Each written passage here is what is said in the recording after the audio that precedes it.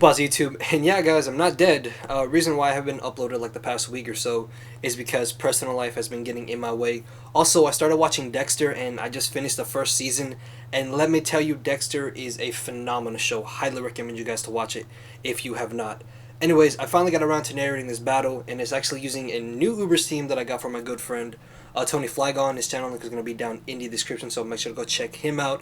Now looking at my team, I have ChoiceSpecs Palkia, Choice Bandit Zekrom, and ChoiceSpecs Kyogre. Those three Pokemon alone practically destroy the entire Uber's metagame, and they're all in one team. Next I have Scarf Genesect, allowing me to Scout and Revenge Kill. Then I have Life Orb Dialga with Stealth Rocks, and finally off I have Tailwind Tornadus. And as you're going to see from this battle, Tailwind definitely helps out in certain situations. Now looking at potential threats on my opponent's team, Arceus is the real only thing I see being a threat. Because Kyogre, Groudon, and Lugia, more than likely his walls all get destroyed by something on my team. Mewtwo gets outsped by my Scarf Genesect, and Zekrom gets outsped by Genesect as well. Although, if he does bring in Zekrom, something on my team could die to the Outrage, I should still be able to easily bring in a Genesect and Revenge Kill it. But yeah, the only real threat is going to be this Arceus.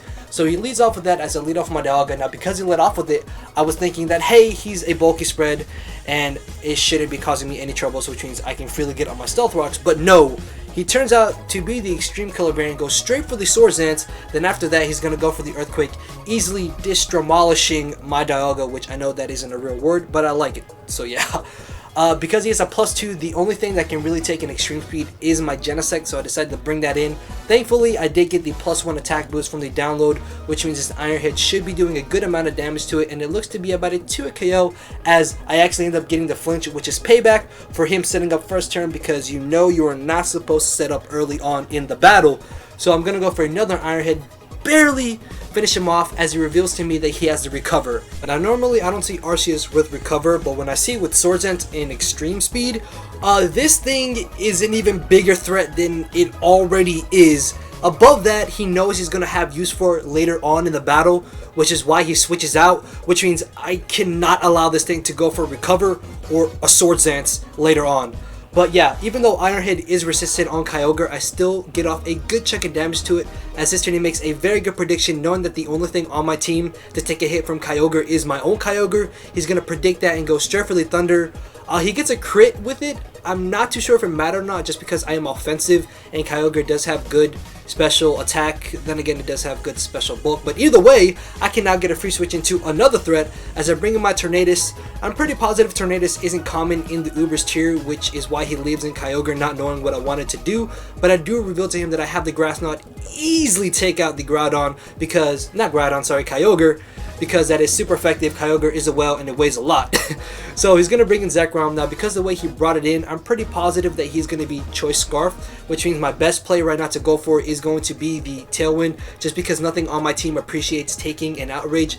Now if you guys are wondering what Tailwind does, for 3 turns the speed on my Pokemon is going to be doubled, which means even though my Palkia is Choice Specs and this Zekrom is more likely Choice Scarf, I am actually going to be faster than him, and I'm going to be able to cleanly take him out with the Special Rend as he brings in the Groudon. Now because of the way he brought it in, I know he's more than likely going to be a bulky variant, which means this Special Rend is not going to be able to finish him off. But then again, there's nothing in his arsenal that should be able to finish me off, as he ends up going for the Thunder Wave.